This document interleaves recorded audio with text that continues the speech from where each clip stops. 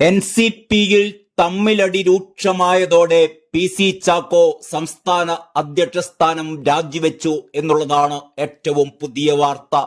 മന്ത്രിമാറ്റത്തെ ചൊല്ലി പോരടിച്ച AK ശശീന്ദ്രനും Thomas K തോമസും കൈകോർത്തതോടെയാണ് Chacko സ്ഥാനമൊഴിയുന്നത്. Thomas K തോമസിനെ പ്രസിഡന്റാക്കാൻ AK ശശീന്ദ്രൻ ആവശ്യപ്പെടും.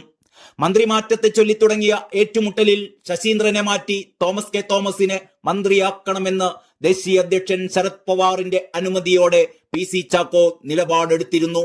എന്നാൽ ഈ ആവശ്യം മുഖ്യമന്ത്രി പിണറായി വിജയൻ തള്ളുകയായിരുന്നു. ചാക്കോയോട് ശശീന്ദ്രപക്ഷം നിസ്സഹകരണത്തിലായി. 18 വിളിച്ച നേതൃയോഗത്തിൽ പങ്കെടുക്കേണ്ടതില്ലെന്ന് ശശീന്ദ്രൻ പക്ഷം തീരുമാനിച്ചു. ഇതോടെ യോഗം മാറ്റിവെക്കുകയും ചെയ്തു.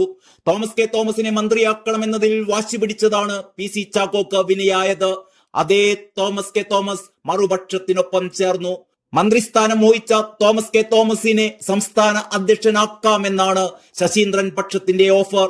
തോമസിനെ അധ്യക്ഷനാക്കണമെന്ന് ശരത് പവാറിനോട് ഇവർ ആവശ്യപ്പെടും. മന്ത്രിമാറ്റ നീക്കം പാളിയതിന്റെ അമർഷത്തിലായിരുന്ന ചാക്കോ നേരത്തെ തന്നെ രാജ്യസന്നദ്ധത അറിയിച്ചതായി റിപ്പോർട്ടുണ്ടായിരുന്നു. ഇപ്പോൾ പോരടിച്ചവർ കൈകോർത്ത് തനിക്കെതിരെ തിരിഞ്ഞതോടെയാണ് ചാക്കോയുടെ ഈ പടിയിറക്കം. ദേശീയ വർക്കിംഗ് പ്രസിഡന്റ് കൂടിയായ ചാക്കോയുടെ തുടർ നീക്കങ്ങൾ സംസ്ഥാന NCP-യിൽ നിർണായകമാണ്.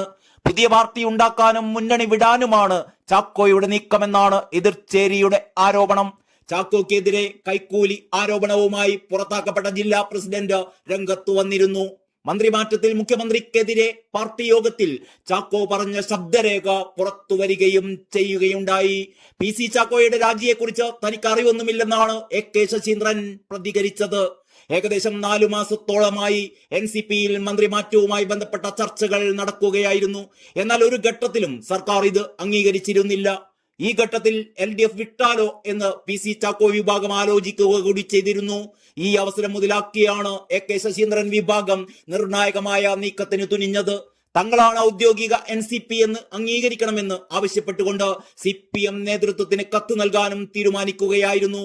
ഇതിനെല്ലാം പിന്നാലെയാണ് ഇപ്പോൾ ഈ രാജി സംഭവിച്ചിരിക്കുന്നത്.